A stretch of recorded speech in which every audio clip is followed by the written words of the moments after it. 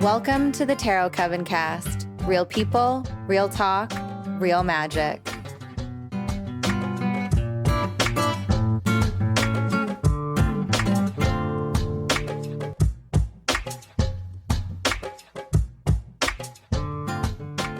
Hello out there, lovely listeners, and welcome to the Tarot Coven Cast. I'm one of your hosts, Jasmine. I'm Elena. And I'm Gecanovia. And this time on the show, we're revisiting a topic from season 1, symbols in the tarot. This is such rich subject matter and probably something we'll be returning to every season. But for today, we're going to tackle 5 symbols and 5 colors. We know there are many layers when it comes to understanding the symbols in these cards, and we recommend checking out our first episode on the symbols for a more general overview of the topic before diving in here. But first, we've got some podcast reviews to read. Yeah, I'm so excited. I love this part. Yes, finally. Okay, so I think that, I don't know if there was like a miscommunication or if people, maybe these reviews were left without sending us the screenshot that we asked for because they legitimately just wanted to support the show and didn't care about the free 1-card reading that we offered. I don't know, but we found your reviews thanks to Gecanovia, who somehow finds these things on the internet. She's pretty amazing like that. Yes, because listeners, remember, we're in Canada. So if you live in the United States, we don't get to see your reviews for us on the podcasting apps. I don't think we get to see it for any country except Canada. Except for Canada. Yeah. That's why we asked for screenshots. Screenshots. We did not ask for those. And this is a family show, Gecanovia. No, we did. I know. I'm so unwholesome. I love y'all listeners, but I'm a mom, so I have my own kind of charts to deal with. Oh my God. Okay. Screenshot, yes. You know. And that's why we asked for them, because we don't want to miss them, because we're in a different country and we don't always get to see those things. But you know what? We found them. But from here on out, that's the deal. Like if you guys leave us a review and send us a screenshot over email, tarotcovencast@gmail.com, or just DM us on Instagram, either way. When we get that screenshot, we'll read the review on the podcast and then we will pull you a card. And if you don't want the card public, just let us know and we'll pull it for you in private. All right, so let's get started. This one is from Orange Dahlia 77, and the title is So Excited to Learn More from This Podcast Team. And it says, interested in learning more about tarot from an eclectic group of readers? This is the podcast for you. Insightful discussion, fun tips and tricks, spread suggestions, and deck card highlights. This podcast has it all. Thank you, Orange Dahlia. Yes, that was so sweet. It was. All right. Here comes your card. Here comes your card. Oh, you got the Knight of Cups. Ooh, that's a nice one. Well, so Knight of Cups for me, that's always like, I don't know, wear your heart on your sleeve a little bit. Like lead with compassion, lead with love. Maybe if you're not such a open or vulnerable person with your emotions, maybe there's a situation that is calling for it. That don't be afraid to do that. Don't be afraid to open up. For this one, like I'm really feeling it's about now it's time to actually not so much move forward, but to be outward and be active in communicating what you're feeling. People can't read your mind. So whether you want to tell them you love them or tell them, they drive you crazy, they don't know until you actually tell them. So make sure that you're expressing yourself. Or show them in a creative way. Oh, yeah, I like that. That's even better. Yes. All right. Elena, you want to read the next review? Okay. So this says, love the podcast. This review comes from Mel's Bells 84. And it says, I love this podcast and all it's teaching me. The hosts have great chemistry and I love the dynamic. Great content. Yay. Oh, thanks, Mel's Bells. I wonder who Mel's Bells is. I don't know. I don't know anybody by that name. No, I am not very familiar with any amazing woman named Mel's Bells. No, but I mean, somebody with a name like Mel's Bells, they must be pretty cool. I think they must be very, very cool. I think so too. All right. Mel's, oops. Wow. Okay, so the King of Swords jumped, like literally just, I don't know if you guys caught that in the video, but Ooh. like jumped. Yeah. Yeah. King of King of Swords. Is Swords. he upright or? He was upright, yes. Mel's, you have something to say, and you better say it. Yeah. I was just going to say, speaking truths. Yes. Speak it and own it. Yeah. I was just going to say, like, I feel like that is always any sword. I feel like there's a reason to speak some kind of truth or get something off your chest, really. But with the king, it's like, you know it and it's in your gut, and just be confident about it. Like there's no, I don't know. There's just like nothing to worry about. I feel like it's the king. Right. Because I feel like he gets that clarity, or he cuts through the bullshit. He knows what he's going to say. And then when he speaks, it's like, it's always speaking truth, and he's standing like firm on what he's saying. Yes. Yeah. And I mean, fuck what they say. Who cares what anybody thinks about it? If it's your truth, it's your truth. Nobody gets to argue that. Yeah. And there's something really healing about it too, you know, maybe for yourself, but for the person who needs to hear whatever it is that you have to say. Yeah. It's true. What is that saying? It says, I told you the truth. Now it's up to you if you heal from it or not, or something like that. I forget what it is. Oh, that's good. Yeah. Oh, so good. Okay. Are we ready for the next one? Yes. Okay. So we're moving on. It's titled Refreshing and Fun Study of Tarot. So sweet. Okay. This is from Robin JOA. So I don't know if it's Robin Joa or just Robin JOA, but thank you very much. I do enjoy listening to these women share tarot together. I feel like we are engaged in study together and really enjoy each woman's perspective and knowledge that they bring. Plus, each is very responsive to inquiries and thoughts I've posted. It's because you're fantastic and we want to have a conversation. That's why. I think that's so funny. I have to chuckle at that last line because this review was left on September 16th, 2020. So we need the screenshot. So now we're going to pull a card for Robin. You got the 8 of Pentacles. Ooh, what are you working on? Yeah. What are you working on? It's so know. important. I And why don't you see know. the value in it? Right. You're amazing. Just do it. Share your work with the world. You've fine-tuned your skills. Like, you're good. Do it. Yep. You're fine tuning. I was just going to say about the skills. It's like you read it from my mind. Sometimes I feel like when you do need to work on something, you get distracted from the outside world. So if it is a distraction, maybe it is just stepping away so that you can fine tune your skills. Or if there's like a skill that you've been thinking about fine tuning, I think like now would be the time to do that. I'm getting like a routine vibe from the card. Like, and I don't know if it's time to revamp your routine or if, I don't know. Something about routine and maybe seeing it in a different light. That's what I'm getting. Okay, so if I'm putting all 3 of our things together, I'm thinking, you know what? Maybe the reason you haven't moved forward is because you're not sure if you can fit it into your schedule or your routine, but yes, you can. Ooh. Yes, you absolutely can. Yes, okay, yeah. I love that. Yeah. Our Nice. listener will know what this means. I hope so. Yeah. Yeah, for sure. Yeah, definitely let us know. Yes. All of the, each listener. Wow. Yes. Yes. Words. All right. Our final review for this episode is titled Powerhouse of Women. Oh my goodness. Thank you. And this is from Dr. Kel IH. Maybe it's Dr. Kelly H. Let me know if that's right. Dr. Kelly H. I think that sounds about right. All right. The Tarot Coven is a powerhouse of wisdom into all things tarot and mystical. I was a newbie this year to the tarot, and what I have learned about unlocking its innate wisdom from this group of gals is not only informative, but inspiring.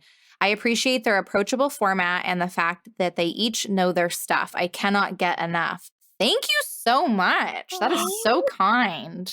I know. I love that. Made my heart warm. Yeah, Thank you. Really. I feel gooey. I'm so excited that they're new as well. Yeah, that's so exciting. Welcome to the community. Well, I mean, this was what, November, right? November? Yeah. Yes. Yeah, November 2020. So still relatively new. Still relatively new. Yeah. Okay. Dr. Kelly, huh? You got the Fool. How perfect is that? Oh, Hell hello, yeah. newbie. Hi, Yeah. welcome. I love the Fool. Yeah. So I wonder if it's like you're still feeling, maybe you're just still feeling that newbie energy and it's just still really Mhm. exciting and you're still taking advantage of that, new times, new growth, new opportunity. And I would say stay there, enjoy it. You're only new to something once, I feel, and that energy Yes. is like so unique and special. So don't feel like you have to rush the journey. Mm. I love that saying, how you're only new to something once. So enjoy that moment, that feeling, because it is a really good feeling. Yes, Yeah, right? embrace that wonder. Yes. I'm also feeling too, like this card is saying, like, just because you're new on the path doesn't mean you don't have a gift. Don't be afraid to just get out there and whether Mhm. it's free or paid, whatever you're comfortable doing, just because you're new at it doesn't mean you're not good at it. Because honestly, Right. I don't know what the hell I'm doing half the time. So Yeah, Same. just wing same. it. Yes. Recognize your potential and do it. Yes. Do the Yeah. damn thing. Oh, I loved that card for you. Do you know what these reviews are telling me? That we have the most amazing coven that listen to us. That's true. I Agreed. I am so know. grateful. Yeah. And so my heart is just so full because we have the most amazing community. Sorry, everybody else. Our community's better. It's a fact. Oops. Deal with it. Yeah, Yeah, I it's a mean, fact. full disclosure, we read these reviews a couple of weeks ago when Jekanovia found them. And I just remember sitting there, I was just holding my phone in my hand, just kind of like jaw dropped, like, wow. I mean, it's just so touching and it's so, I say this very often. I think that we do this show for ourselves on a really Yeah. basic level. We like having these conversations. It has evolved from like a tarot meetup group, and we just wanted to keep talking. Yeah. But knowing that people are getting something from it is really special. And we really appreciate you guys letting us know that. That's awesome. Yeah. Like it's easy when we meet, it's easy to just think, okay, it's just us.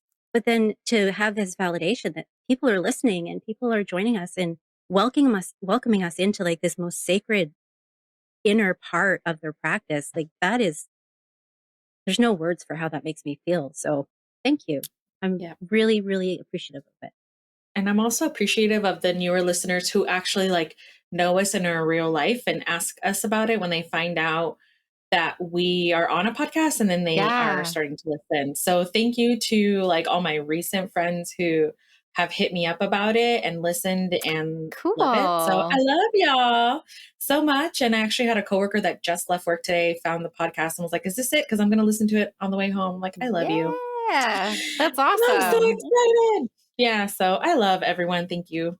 Yeah. Yeah. We have one of our listeners, I'm just going to say across the pond, so on the other side of the Atlantic from us, who actually commented, I think it was last week, they make sure they wait until they've got the house to themselves and like the downtime and the tea and they're cooking. But it's almost like a sacred part of their practice that they invite us. It really hit me. And yeah, I'm going to get all Wow. emotional. That gave me I'll just chills. stop. Oh, yeah, I'm Oh gonna my stop too because I God. To know that we're that important.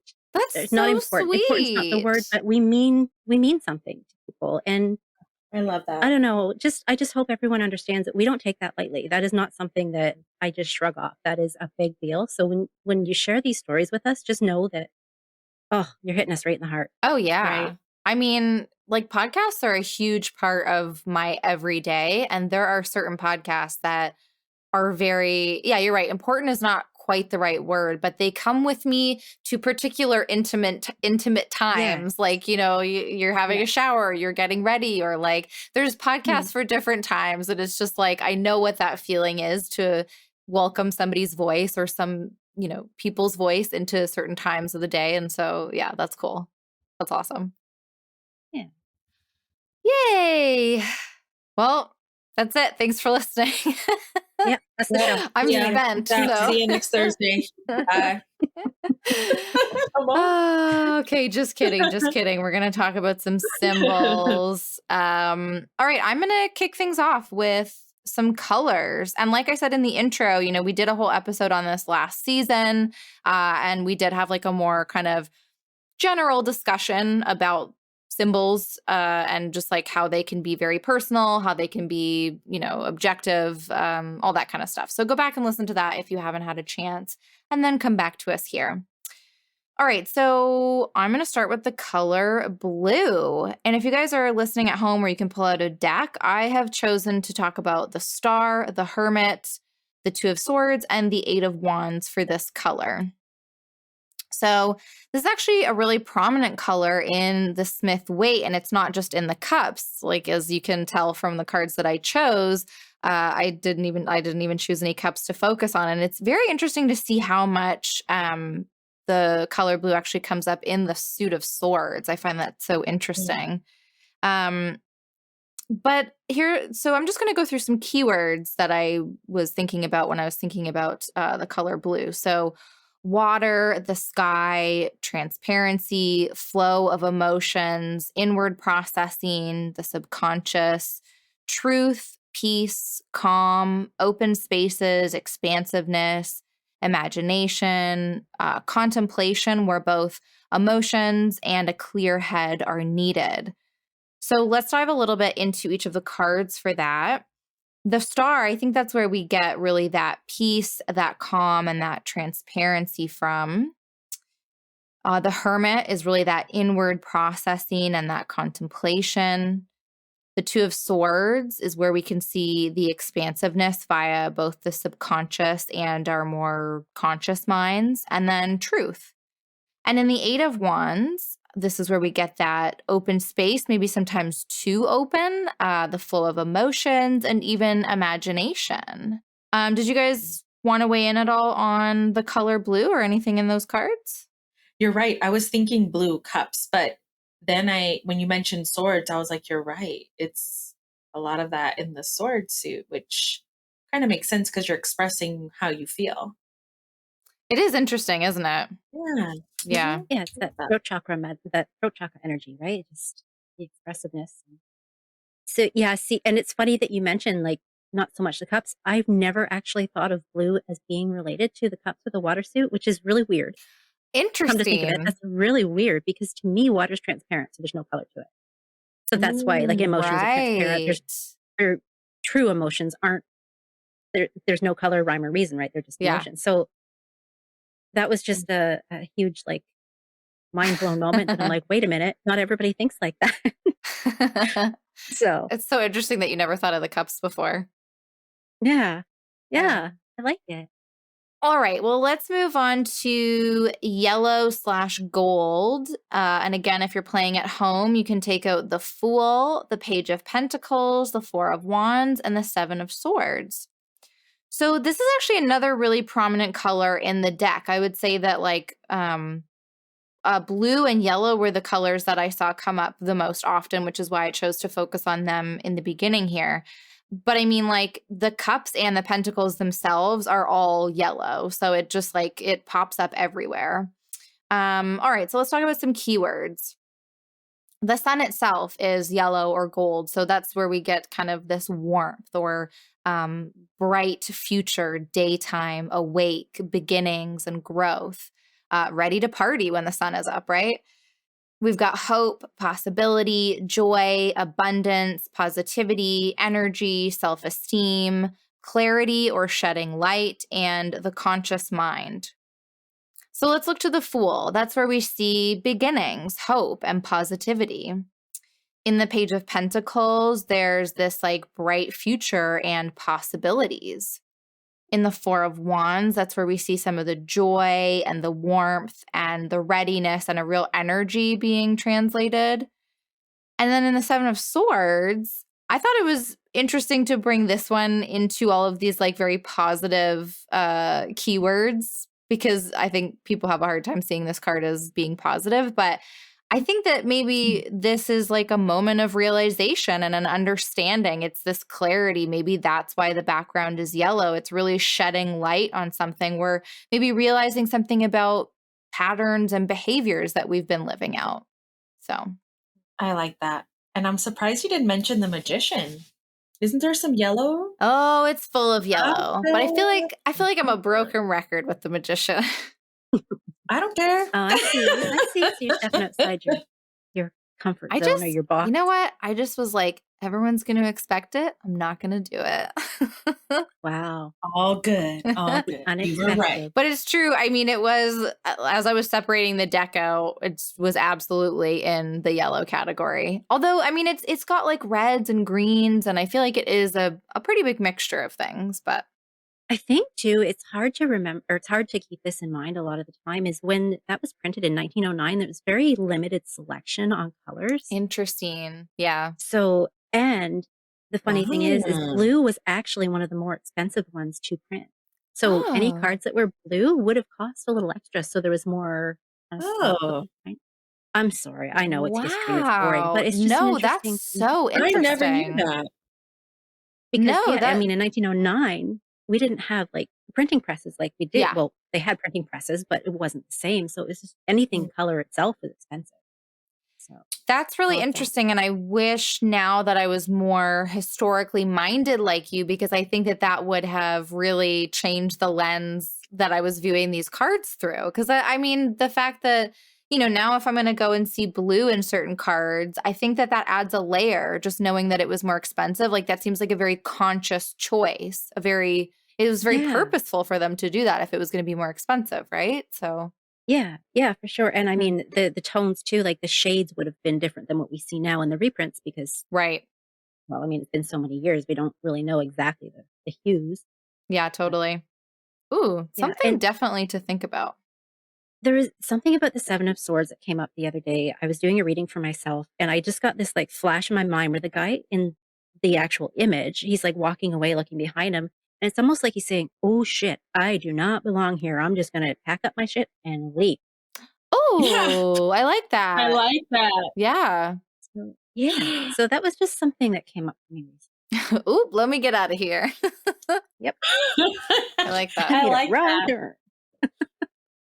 Because for me, like, I saw that card a while ago and it reminded me of, wait a minute, I know I'm right. Like, let me just, like, hold on a second. Like, I can't explain it, but it's Yeah. almost like, wait a second. Like, let me take that. I don't know. I Yeah, can't, yeah, I yeah, can't, yeah. Yeah. Yeah. but yeah, I Stop know like exactly what looking you back and rethinking it. Like, you know, you're right. Yeah, Yeah. right. Exactly. Ooh. Yeah, I've never seen so much like clarity and like aha moment to it than looking at it through the lens of this yellow color. So, yeah. Yummy. It's also yummy. Mm-mm-mm. Okay, so moving on to green, I've got the Empress, the Seven of Pentacles, the Nine of Pentacles, and the Four of Cups.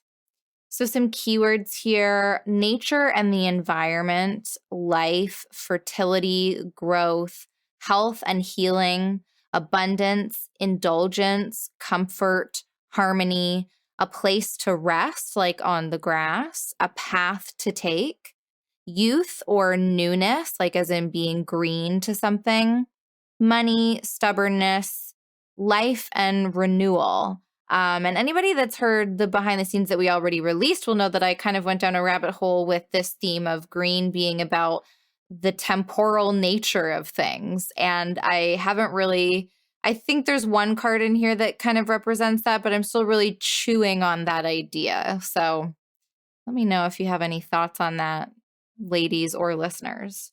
But so with the Empress, I think that's where we see the abundance and the fertility. And I want to be clear that I don't just mean like reproductively. You know, fertility, it can be, you know, you're incubating an idea that you're ready to bring forward, something like that.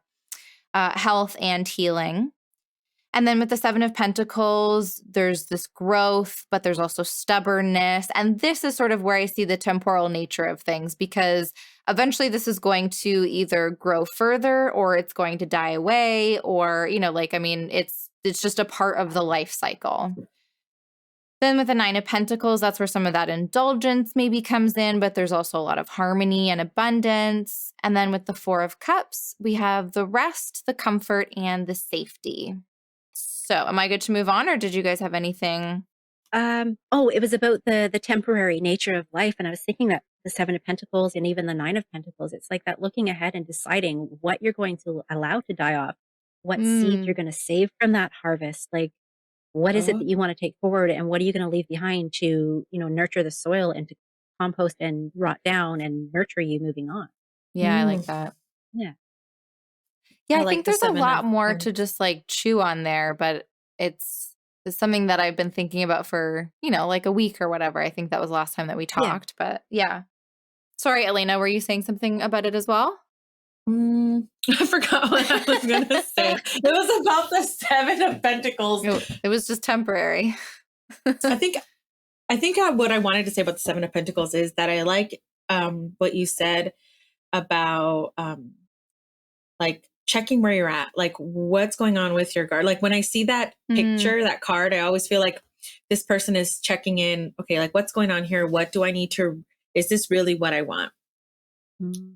And what can Yeah. I take out? Yeah, well, What can and I that's, put I in? think that brings in the temporary thing, right? Because like I feel like a lot of Mhm. times that card, it can feel very frustrating, like you're waiting around for something, but like that energy will move, like things will Yep. continue to turn and like that'll be gone soon. So yeah. All right, well, let's move on to the color black. And we've got the Tower, the Devil, the Nine of Swords, and the Five of Cups. All right, so some keywords: difficult emotions like grief, mourning, sadness, emptiness, or fear, endings and transformation, the unknown, mystery. This is also the absence of color. So it's very stark with no distractions. It's kind of a clear slate in a way, but it can also be very vulnerable. Now, to some, because one of my very close friends, her favorite color is black. She loves to wear black. She likes to decorate with black. Like she loves the color black. And so when I was doing this, I asked her, like, what is it? Is it just aesthetic or does it actually have a vibe for you? And she said that for her, it is very relaxing and soothing. And she finds that it's very just like clean and kind of structural in that way. And so it brings a balance for her. And I just really thought that that was, whether or not we see that within these four cards that I've chosen, I just thought it was a good example of how colors can be really subjective, so that when we're looking at a card, black doesn't have to equate to all of those more negative keywords that I had brought up. But I think that it's good to look to like additional factors like the body language, for example, in the Five of Cups or in the Nine of Swords. But that, yeah, I mean, thinking about the Ten of Swords that has the black sky off in the distance. But I mean, that could actually be just a blank slate that we're looking for. So just to kind of bring that into things to, again, just be like, yeah, it's a very subjective topic. And then I was reading this thing about, I can't remember if it was about tarot or if it was about colors in general, but it was this idea of external versus internal. So the Devil in the Tower being more kind of an external darkness that might be that like a situation that we might be in, whereas the Nine of Swords or the Five of Cups is maybe more of an internal thing that we're dealing with at the time. So again, just another way of looking at how that black color might be playing out in that sense. So with the Tower, we might see something like endings. The Devil could make us could bring about like feelings of vulnerability. With the Nine of Swords, it could be the unknown, fears. But the figure themselves is in white, which to me says that maybe that is also an external thing, right? But also that there's still hope. There's still something there. And then the Five of Cups is more like this personal grief or mourning, and especially because the figure in that one is cloaked in black, whereas everything else around it is kind of, neutral or actually green and blue. So like a lot of abundance. That's so much good stuff. I don't even know where to start. There's a lot in there. Yeah, Exactly. I feel like colors could be its own episode, honestly, but I was just trying to You're right. just do some quick hits, Yeah. some basic stuff for people to go home and chew on further.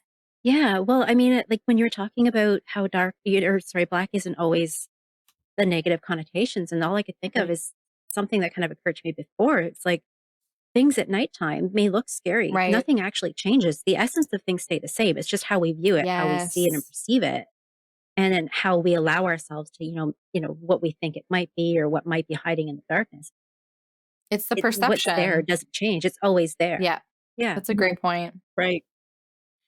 And I love the Devil card being an external like factor, because sometimes with the devil, it's things that externally are affecting our lives that we can literally just release if we really wanted to. Like, Right. so I love that. And Yeah. it's just a reminder of facing the dark things, the darkness that you don't want to face, like the color black itself. Like when you see it in a card, like when you mentioned the 5 of Cups, I was trying to picture that card and where the black is, and like now I can remember. It's like on his, I think the sky is a little black a little bit, but then I think the person has a dark, I think Yeah, long cloak. his cloak. Oh yeah, there it is. Yes, the cloak. Yes, and I know this is like grieving, like losses. So and it just fits perfectly with black representing the grief.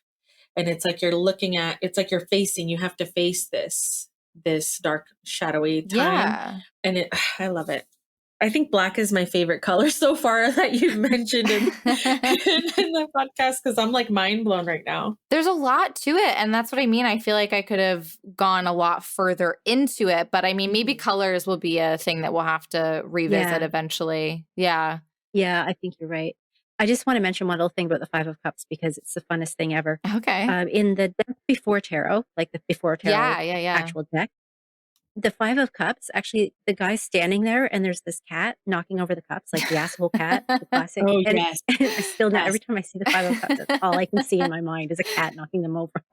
We'll have to I put a love that. picture of that on Instagram or something. I totally We'll will. do like I a will. little comparison with the Smith Yeah. Wade and then, yeah. All right. So my final color is red. And the cards you can pull out are the 3 of Wands, the Hierophant, the Emperor, and the 8 of Cups. All right. So with red, we can think about things like fire and blood, such as like the lifeblood, the thing that keeps us moving, right? Passion, action, lust, desire, strength, power, leadership, courage, anger, impulsivity, pleasure, danger, boldness. And then I was also thinking like, I feel like with red, and I mean, I don't know, maybe it's a very feminine thing. I'm not sure. Maybe it's a Jasmine thing, but I feel like red nail polish, red lipstick, red shoes, red blazer, like maybe not all together, but that's like a power outfit. Like that's what you wear when you want to get the job, when you want to get the guy or the girl or whatever. Like it's something you put on and you're feeling yourself sometimes. Yes. But then there's also like the red curtain at the theater. It divides us, but it also invites us in a way. And I actually did some reading. I fell down a little bit of a rabbit hole on red curtains because they're actually also very important in Twin Peaks. Surprise, surprise, that should come up. But apparently red is the color that allows for the spotlight to shine the best. It's the color where that doesn't get lost. So that's why it's used in theaters and such stuff like that, which I thought was very interesting. And so that made me think that, prominent figures might be also associated with the color red. So with the 3 of Wands, this is kind of where I see some of the passion, excitement, action, and desire coming about. With both the Hierophant and the Emperor, there's this idea of power and leadership. It can feel intimidating and controlling, but also, very ambitious and motivated, particularly where the Emperor is concerned. And then the 8 of Cups, there's a lot of strength and courage and self-leadership. And particularly, in that one, it's the figure that's cloaked in red while there's a variety of colors around them. But within themselves, they're taking, this courageous step forward to leave behind those cups. I love that. Thank you. Well, that's my colors. Well, I mean, I think it's great that our Elena has this beautiful red hair. Well, I know it's pink, but it's red and it's red glasses. So I think that's fitting. Yeah. The spotlight should be on her. Absolutely. She's amazing. Yes. And I love that you said, like sometimes you just need that red lip, because that's actually when I want to tap into my hot girl shit, I always put on a red lipstick or I curl my hair. Right. And that's like my thing. Yeah, because it feels bold. It feels like you're just putting yourself out there. I don't know. There's something, yeah. And maybe it's different colors for different people, but I just think red has that like classic kind of feel to it, you know, when I do like to mention that there is like, I always think of red as life too. Like in the tarot, how like there's red roses and then isn't there red fruit or red apples? Something like that. Yeah, there's pomegranates. Oh, all over. Yes. Yeah, I and there love might that. So I also feel be like that's apples in the lovers or something like on the tree. something like that. I can't remember, but I know I feel like Yeah, yeah. totally. Well, it's our blood, right? Makes perfect sense. Not me. All right. So are we moving forward to Yeah, take center the symbols? stage. All right. So the symbols that I chose, and I could be saying this name wrong. I probably might. I'm sorry. And I'm in healthcare. This blows. But is it Caduceus? Caduceus? I feel like I've heard it said Caduceus or Caduceus, but like, oh, maybe we can look up one of those pronunciation things. Yeah. On Google. In my head, I'm saying Caduceus, but now I'm like, well, maybe I'm like overcomplicating it.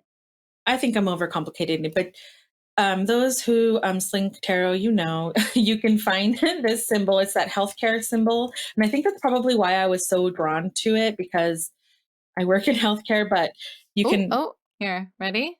Caduceus. Oh, Caduceus? There's like a sh in it. Okay, all right. Caduce. Yeah. Can we all just appreciate the fact that for some reason I just put my ear to the microphone trying to hear that? Sorry. I just thought you guys would like that. Okay, I'm just going to sit here and be dumb. Oh, that's fantastic. I love that. Caduceus. Yeah, I guess you learn something new every day. I do. You see this in the Two of Cups.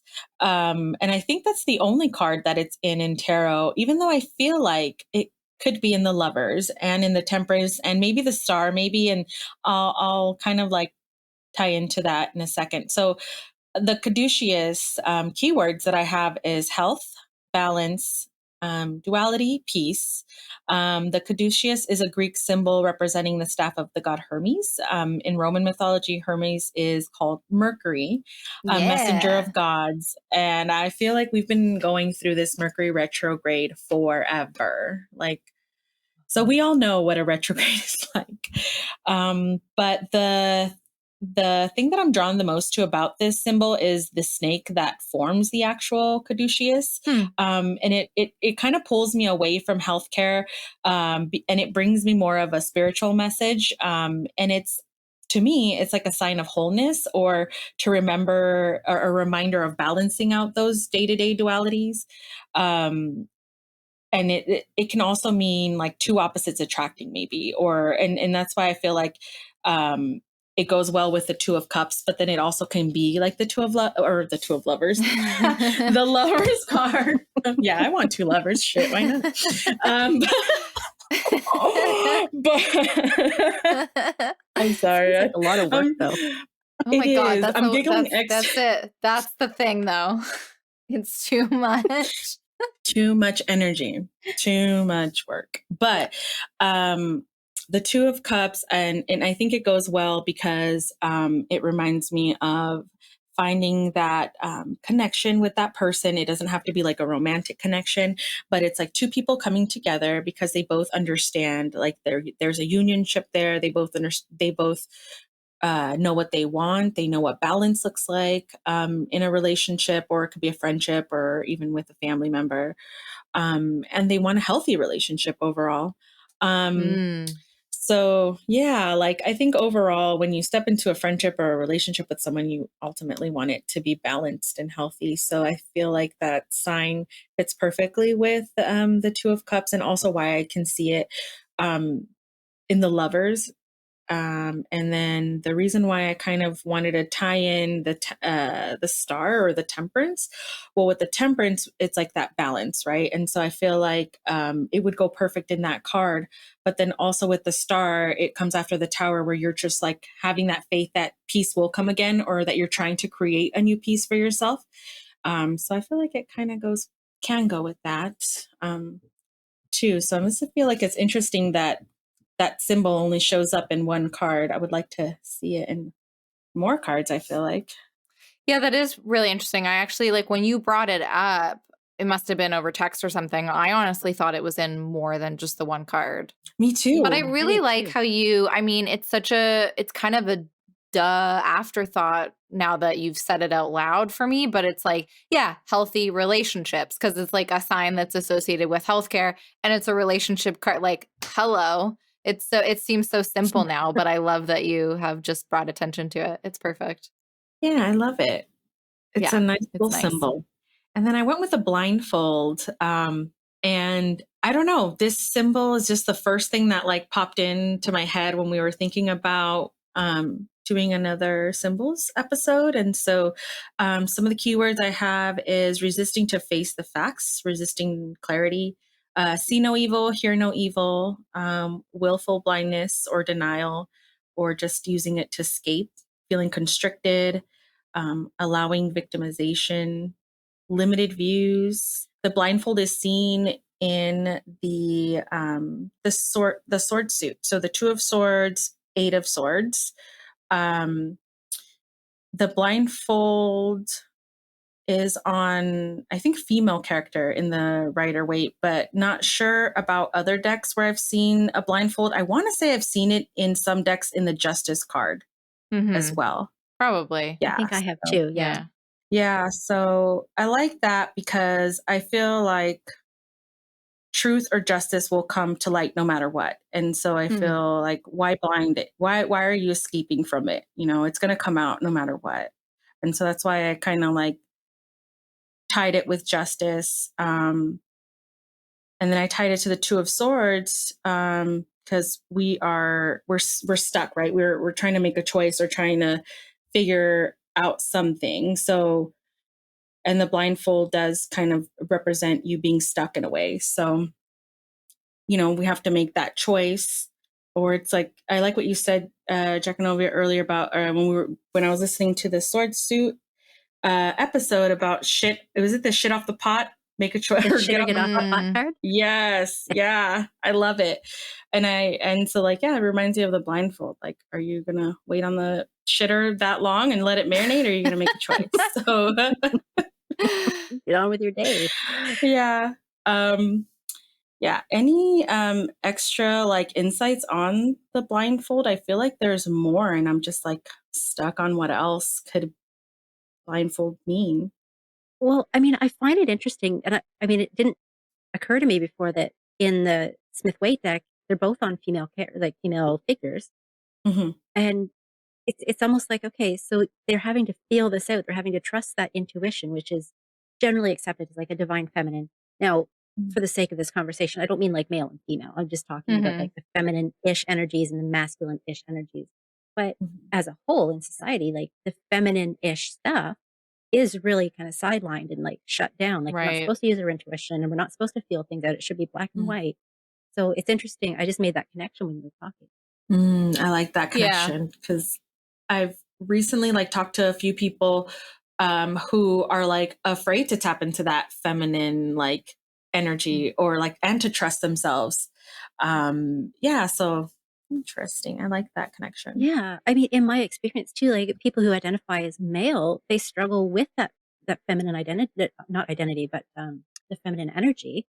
Because it's almost like, oh, guys, don't do that. Or that's not very manly. And it's like, no, you know what? That is a part of your core being. You should be able to be masculine and still have intuition, and be masculine and still be very nurturing and loving and kind. It doesn't belong to one gender or another. So I don't know. I feel like men identifying people kind of get the shitty end of that stick.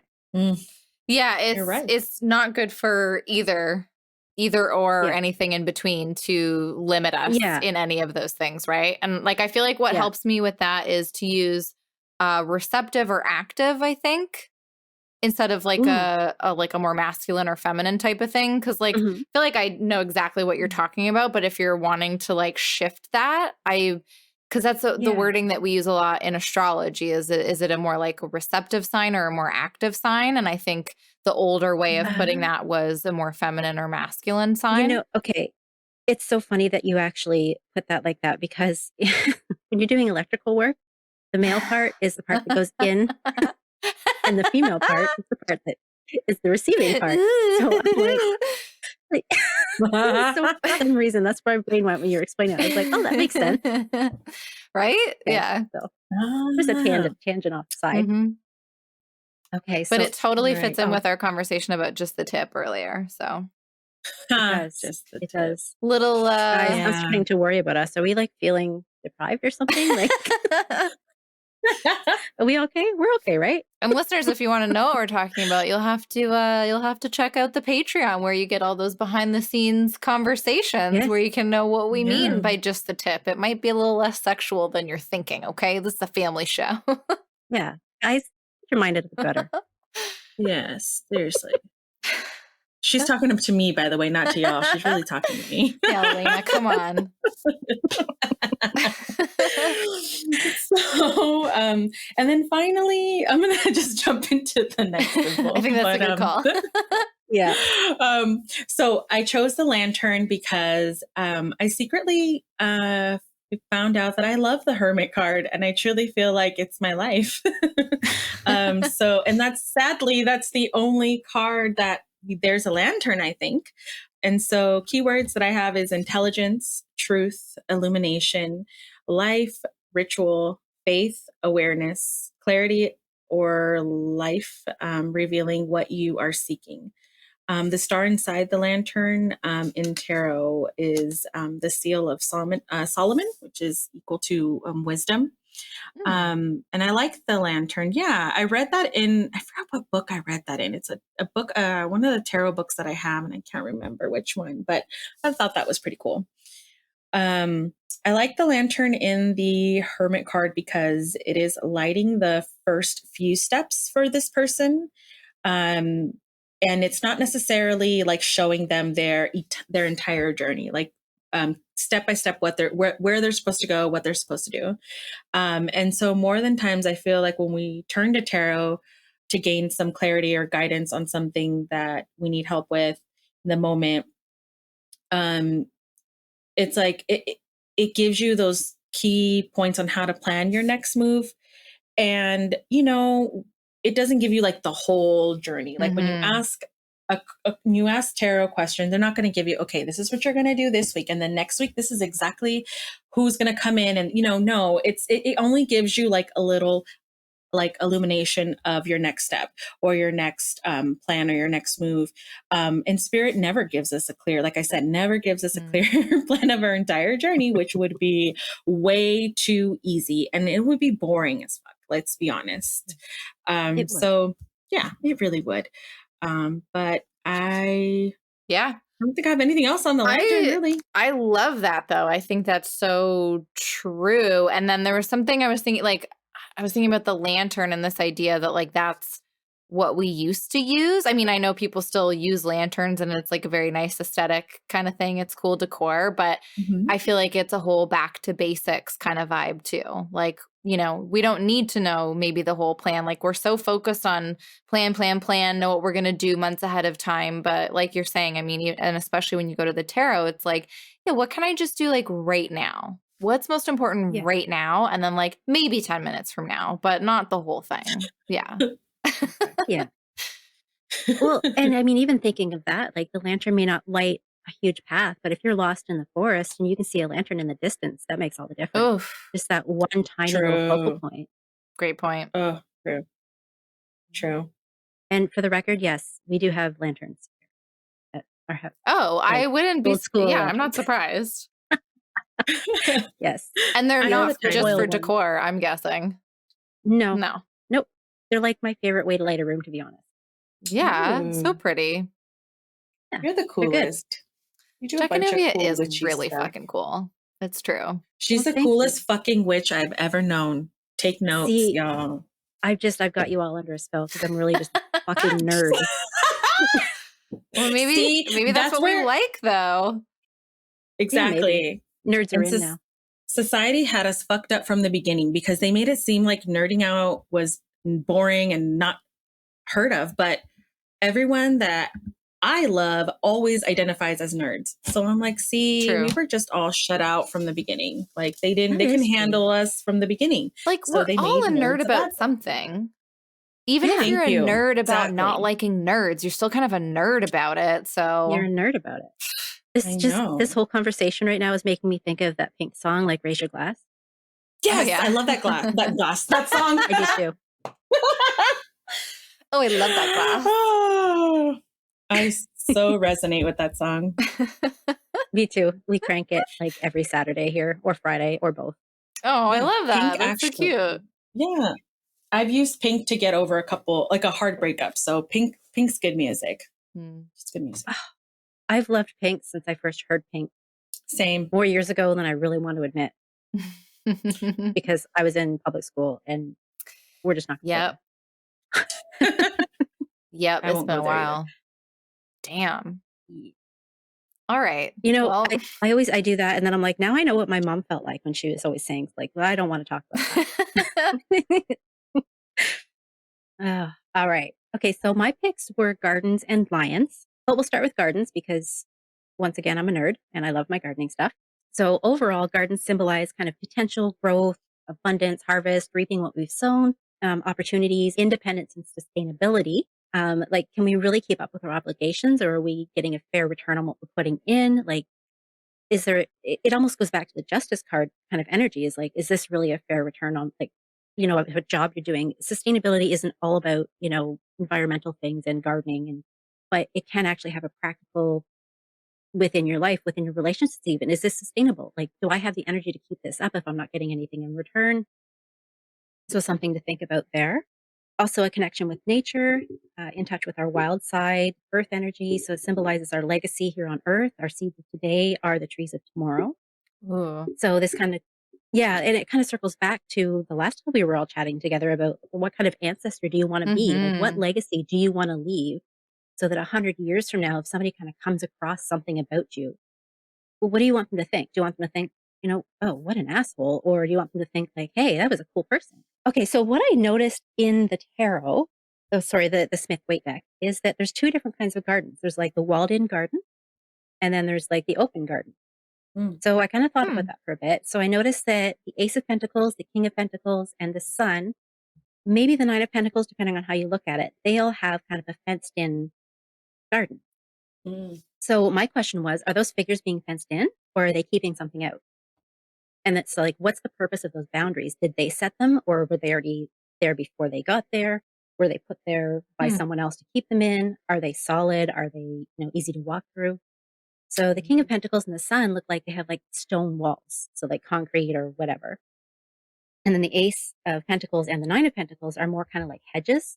So the 9 might actually be like trellises for grapevines. I'm not 100% sure on that one.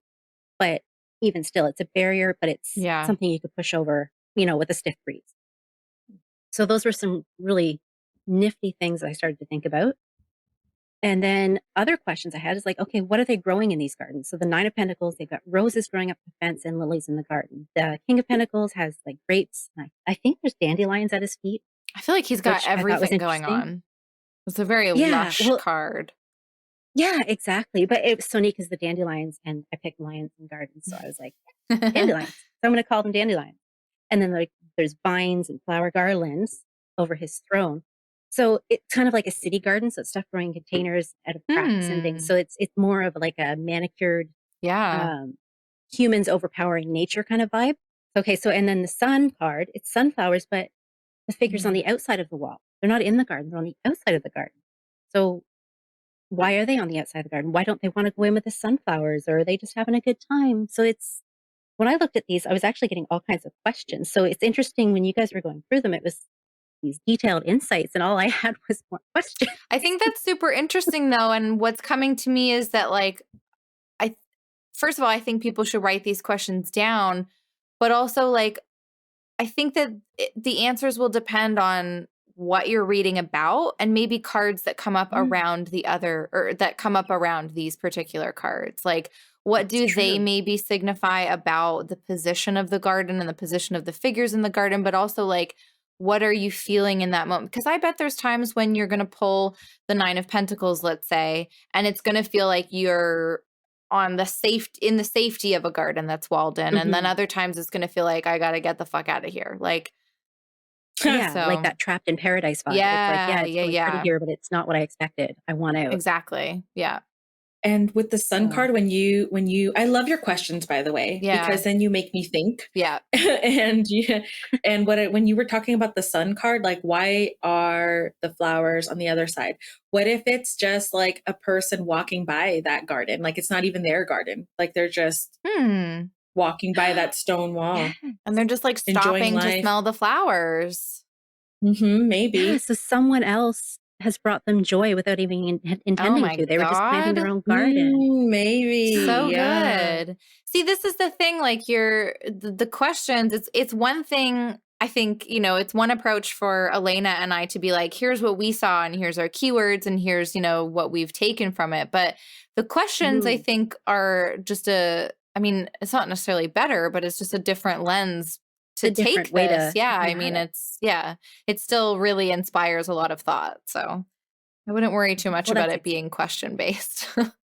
Well, then that's good. Yeah. That's good. Well, because like for instance, the 3 of Cups that I had next, it's like, okay, are they in a garden? Right. Or are they just like dancing around the garden harvest? And one thing I thought was, because there's a lot of grapes, right? And they're drinking wine. So are they stomping their own grapes, their own wine? Are they doing their own shit? Ooh, yes. Ooh, they're doing some hot girl shit. That's what they're doing right there. Exactly. Like, they're badass. They're making their own booze. Yeah. They don't need anybody. So that was a this. fun card to think about. I love that. The one that kind of, I knew this, but I had to actually sit with it. But the Empress, which is, everybody knows, my favorite card, she's not actually in a garden. She's not sitting in a garden. Right. She's in a wheat field. Yes. You're right, of a forest because with a stream running by. Yeah. So it's so funny because I always think of the Empress as being in a garden. Same. Right? Sitting in her power. Yeah. Wow. She's a boss ass bitch. I want to say she's in a garden anyway, though, like a garden of wheat. Yeah. Yeah. Well, it's more of that wild, right? It's that wild. Yes. Yeah. It's very opposite to what's happening in the 9 or King of Pentacles.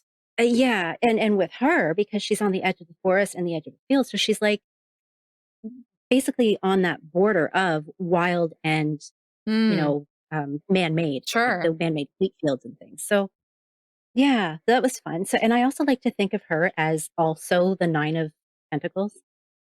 I know it's not the same figure, but I just always like to think of them as the same figure, because then she's in her garden. I like that. With not Gertie, with Iris. Iris. However you like to pronounce it. Yes. That's our new mascot. Everyone. I love it. I hope you saw the post. IG. Iris G. Yeah. IGM. Okay, so I'm like frantically sifting through my cards, because just before I started talking, I realized that when we were pulling cards for the listeners, I was pulling all the cards for everyone. And I happened to grab the deck that I had set up with all these cards in order. Yeah. I should pull the shit out of them. So yeah. Yeah. So that's where we're at with that. So the Queen of Pentacles is who I have next. So like, she's similar to the Empress, but her garden, it looks like a garden, like there's these rose vines and stuff, but she's like out in the middle of a field. There's like weeds and stuff growing at her feet. Yeah. She's still badass. Like, it doesn't have to be perfect and beautiful and picturesque just to be amazing. And embracing like the wisdom of nature and the wisdom of the earth is equally as important as, making sure that things are growing as they should be and how you want them. Right. So it's like working with what you've got rather than trying to, bend nature to your will. Yeah. And since Jasmine didn't talk about the magician, Oops. I did. I was like, oh, she's probably already going to talk about that. That's so funny. But I noticed that the magician has all lilies and roses. So those are like cultivated. They're definitely not plants that would grow. Well, I shouldn't say they wouldn't. They wouldn't normally grow very well in the wild on their own without tending, is what I was trying to say. Right. So this magician is obviously really taking good care of this garden. They're taking the time. They've got the know-how. They're really creating it the way they want it to be. Not so much allowing outside influences and the wild to get in. So I just think that's so fitting, because the magician is just owning their shit. Right. getting their magic done the way they want to get it done. Mm-hmm. And, fuck what anybody says. I like that. And then my honorable mentions were the Page and the Knight of Pentacles, because they both have plowed fields in the background. So it doesn't really count as a garden, but still some kind of cultivation. So fertile ground, manifestation, and things like that. So. And that's what I had for gardens. Very nice. All right. So the lions are obviously your fire element, your Leo zodiac. Yes, my Leo moon, as Jazz has mentioned in the, she didn't even mention the Leo moon, but she mentioned my hair being all today. And it's my Leo moon. That's a great point. I didn't even think about that. Well, one of my dear friends, one time I sent her a selfie because I had just brushed my hair. And because when I first brushed my hair, it's like, it looks like a mane. Yeah. And that's when I finally clued in. She's like, oh my God, that's your Leo moon. Oh, I love that. But anyway, so lions are about courage, strength. And the part that gets me is they're considered the king of the animal kingdom, right? But it's interesting to think then why humans think that we're above them. Because we're animals too. We're part of that kingdom. So it's like we want to revere them, but also we want to own them and domesticate them at the same time, or minimize their power and their strength. Right. So it's an interesting kind of two-sided coin there. Double whatever. Yeah. And then they also symbolizes royalty in the monarchy, fertility, lust, lordship, protection, ferocity, your primal desires, your natural instincts, your wildness. Maybe that's why. I like being a wild person. That's why I picked lion. They can also represent things like your ego, pride, arrogance, stubbornness, and like having a really fiery temper, acting on impulse. And so what I love most about the lion is that it's, like I said, it's feared and revered at the same time. It can represent both the best and the worst in us. All right. So the cards that I picked for the lion is Strength, Queen of Wands, King of Wands, Two of Cups, and the Wheel of Fortune in the World. That sounds like a lot of cards, but I've just got a couple points on each one because I talked your ears off about gardens. So in the Strength card, she's taming the lion, but she's not doing it violently. She's not doing it through brute force, but with a really gentle, kind touch. And it almost looks like in a lot of the depictions that the lion's enjoying it, it's like it's getting a chin scratch. So it's like she's tamed her own lion within her. So she's found that inner strength and doesn't have to battle those, those impulses or the ego or whatnot. And this also reminds me of that. No, I think it was Aesop, but I don't know. But the Lion and the Mouse. Do you guys remember that story? Yeah, those little fables, right? I think it is. Yeah. Yeah. Well, it's like, if anybody doesn't know, it's like this lion. Okay, thank you. But there's this lion sleeping, and then this mouse runs by, and the lion catches it. And then the mouse says, if you let me go, I'll repay the favor. And the lion's like, yeah, right, you're a mouse. What can you do? But he was like, yeah, okay, whatever, let it go. And then a little while later, the mouse actually comes across this lion. It's been caught in one of those net traps and it can't get out. So this mouse repays the favor by chewing through the cords of this rope trap, and the lion gets away. So it was almost like if the lion had been arrogant, going, oh, well, you can't help me, and would have eaten it anyway, he would have died in a trap. So it's almost like having the foresight, not acting on your impulse and being forgiving and not letting your ego get in the way. Right. And then, oh yeah, and I made a note. It doesn't always take claws and fangs to persevere. Sometimes we just need to humble ourselves. I like that. All right. So the next card I have is the Queen of Wands. Oh, sorry. Did you guys have anything to say about the strength? Well, I think that like what you said about the idea of it being both feared and revered and how it can represent this sort of duality in us, I think that comes out the most. Like as soon as you said that, I was thinking about the strength card and how you can see that in kind of two different ways. Like when you pull that card, are you identifying with the human figure, or are you identifying with the lion, and just sort of being able to step back and see maybe which side of you needs the taming. I don't know if that's the right word, but yeah, I just like how all of those themes are kind of feeding into that card. It's just just wait a minute. Strength card and the Magician both have the infinity symbol. Sorry. Yep, they do. Yeah, they do. Why did I not notice that before? And the other one is the Two of Pentacles. Two of Pentacles. Yep, Two of Pentacles. Okay. All right. Looks like we've got our symbol for the next episode. Okay. So now somebody make a note. Yep. I'm bringing the dog. Sorry, you were saying something and then I was like, what? No, I had pretty much wrapped that thought up. It's just just the idea of something about the way you said that they're both feared and revered. I really like that duality and the way that I think that can play out within the Strength card. Just something to think about when you do pull it, like what side of that kind of coin are you on, basically. Yeah. Yeah, it is that side you should be on. Yes. Okay, well, the next one I pulled was the Queen of Wands. So I've noticed she has 4 lions on her throne. So there's 2 like carved ones beside her, and then there's 2 like painted behind her. So it represents strength and authority. And because she's holding a flower in one hand and her wand in the other, it's almost like she's learned how to wield that power responsibly. So like she's got a steady head. She's not allowing impulse to rule. She's got like the gentle side and the passionate side. So, and there's fertility and the ability to manifest like this fiery passion into the physical realm. So it's like she's got her shit together. Plus she's got a black cat. So, I mean. Hell yeah. And then, okay, so then we'll move on to the King of Wands. So he's got 2 lions on his throne. And so I started thinking, I'm like, okay, that's weird. I would think he would have more being the king. But I noticed his cape, or whatever you want to call it, cloak, is covering a lot of the throne. So I'm wondering, are there lions under there? And why is he hiding them? Like, does he have ulterior motives? Like, is he trying to hide something about himself? Or is he trying to maybe hide his own power? Is he not wanting to identify with it? So yeah, that took me a little bit of time to think about. Interesting. Yeah. And so what he's doing is he's holding dominion. He's balancing the valor with vengeance. Like, so, I mean, he's not afraid to go into battle if he needs to. He's got one hand ready to go. And like, he's just really seated in that power and keeping watch. So it's that protective energy. And I like that it's in the king, and that you've associated this already with the fire element and the fact that we see the lion as the king of the jungle and then it coming up in the King of Wands. It's just a really nice. There's no point really there except for that it's just a nice through line of the energy. Yeah, that's true. I didn't think of that. Good job. All right. Okay. Well, I wrote 2 of Cups down. So of course I didn't have that one pulled out again because earlier.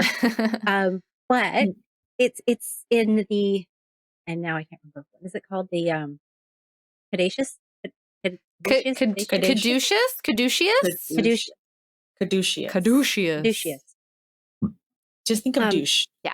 Douche. Oh, we'll just call it the douche symbol. Yep. Douche. Okay.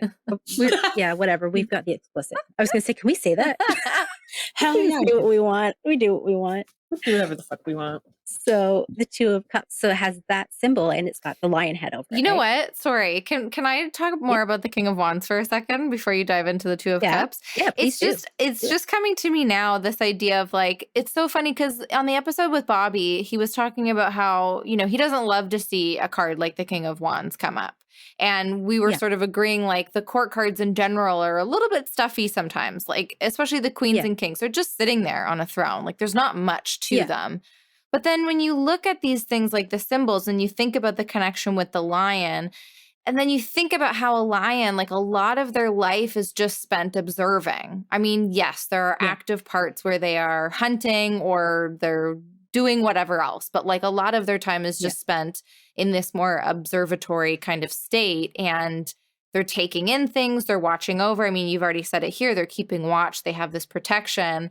And I don't know that I've made all of the connections yet, but I just think that that's helping me kind of see something a little different for that king, and wondering if like maybe he does get to be a little bit stuffy and a little bit like I get to sit here all day because they've put in the work, and so like this is their time to be able to sit back and just watch over things. And I mean, watching over an entire kingdom takes a lot of emotional and like mental energy. So sitting still comes with that in a way, if that's making sense.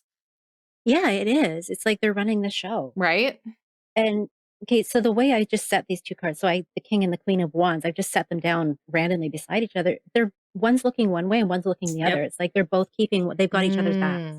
Nice. They're both looking at the entire kingdom from all angles. Like they have it all covered. Yeah. Yeah. And it's really, and quite frankly, they make a stronger team together rather than doing it all by themselves. Totally. Let me find a King of Wands. And it's like, it's making me think also of, because there have been times where I've equated the King of Wands to David Lynch, who's a director, basically the creator of Twin Peaks.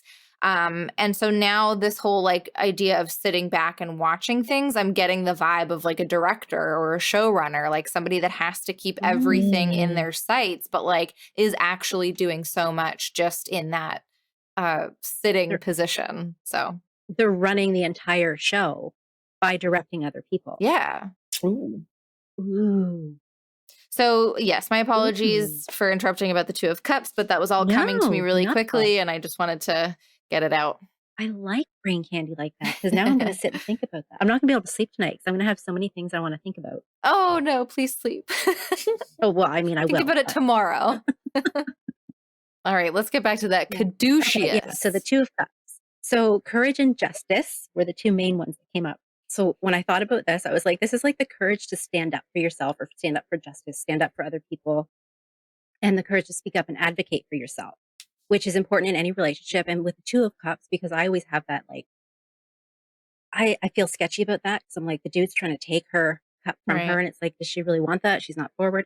So I'm like, okay, so maybe that's what that is that's that lion energy saying, no, you say no. You're allowed to say no. You're entitled to say no. Yeah. So, but I know because Elena covered the the big douche really well, so I don't want to get into that too much. But it's interesting how your two symbols are overlapping in a sense, especially because I do keep thinking about how Elena brought up like healthy relationships. And I think that having the courage and to stand up for yourself is part of having a healthy relationship. So yes, it's all really feeding into each boundaries. other. Yeah. Setting boundaries for sure. Set your boundaries. Don't be like me. Don't do it, fam. I've learned my lessons. Roar like a lion. Set your effing boundaries now, because then you're going to be dealing with a big ass douche. Trust me. You want to do not it. the good kind. And not the pretty lion kind. Nope. Okay, so the Wheel of Fortune and the World cards. The lion in them is actually part of a tetramorph. Tetramorph? Yeah, that's the right word. Okay. Yeah, tetramorph.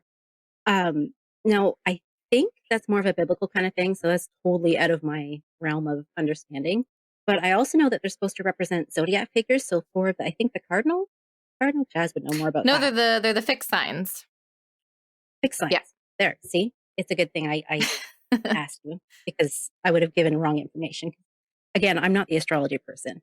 Oh, that's okay. Yeah, because Leo is one of the fixed signs. So. Right. Oh, yeah, because Cancer is a card. Right. There you go. Anyway, that's a whole other episode. But yeah, so but for me in these cards, it's not so much a lion because it's like the winged lion and stuff, but it's part of I call them the quartet. So it's like all the four elements. So lion represents the air or the fire in those. So fire and Leo. So to me, that's like remembering your divinity and your birthright to abundance and personal growth and your passion, your strength through cycles and transitions. So just remembering that personal power of you. So I looked up tetramorph. And yeah, it's just a symbolic arrangement of four differing elements, or the combination of four disparate elements in one unit. And there is like it was a Bible thing. Well, there is a depiction of it that includes Matthew, Mark, Luke, and John. But also still as like the man, the lion, the ox, and the eagle, which I feel like is. Yeah, except it's not the ox, it's the bull. But I mean, pretty similar. So yeah, Oxy. So it's interesting that that even in that, like, I'm assuming they mean Matthew, Mark, Luke, and John from the Bible, that even in that, it has the four figures that the zodiac, that is represented by the zodiac, or that that the zodiac represents. I don't know what I'm trying to say there. But yeah, it's so... like a mashup. It really is, yeah. And it's not really saying how old the tetramorph is, or like origins. It's old. It's old as shit. That's like BCE stuff. Cool. Yep, that's old. Oh, and even in here, it's got like it's associated with Babylonian symbols of the four fixed zodiac signs. Taurus, Leo, Scorpio, and Aquarius. That is very fascinating. It belongs to like everybody. Yeah, I had no idea that's because I've always noticed that in those two cards that it has those four symbols or the four elements or the four zodiac signs, but I really had no idea that it was going back that far and that that's even what it was called. So yeah, and I mean on the Wheel of Fortune, they all have wings, so they've got like they're embodying the air energy, and then in the world they've all got like nothing. So they're just like earth. So it's like earth and air energy. Makes sense. I've always been creeped out by the one. What is it? Is he the one at the bottom of the world card? Or I think it's the world. He's laying down. What are those things? What is he? A sphinx? No. Can't remember. On the wheel, the one that's like kind of going around the wheel or whatever. Yes, that one creeps me out. Yeah, I can't remember what that's called, but I think it's just, I've always just thought it's like the jackal, like the trickster, the whatever. That's probably why I don't like it. There's so much in that card alone. It's overwhelming sometimes when you look at that card. I'm like, oh, so many symbols. Yeah. It's like the more you look, right? Because they're all reading books. Okay, that's cool. So you got your Sphinx, and the Sphinx is holding a sword. Why? And then it's got T-A-R-O, but then it circles back to T. So it starts tarot, and it's just cycling over and over again. And what do you mean, Sphinx guy? Yeah. So that's it. So for season 3 symbol episode so far, we've got the infinity symbol and just the Wheel of Fortune card. Yeah. Cool. Buckle in. I've made a note. So, all right. Well, ladies, we should wrap this up. Yeah, we probably should. That has been a lot of fun. I really enjoy diving into the symbols. And like I said at the beginning of the episode, like I said on the first time that we did this, I think that this is like an ongoing subject for us. So we'll probably be revisiting it in season 3. And thanks for listening, everyone. Bye. Bye. Adios. Los quiero mucho. Thank you so much for listening to this episode of the Tarot Coven Cast. Stay tuned for our next episode where we'll be diving into the numerology in the tarot, starting with cards Ace through 5. And until then, everyone, keep making magic.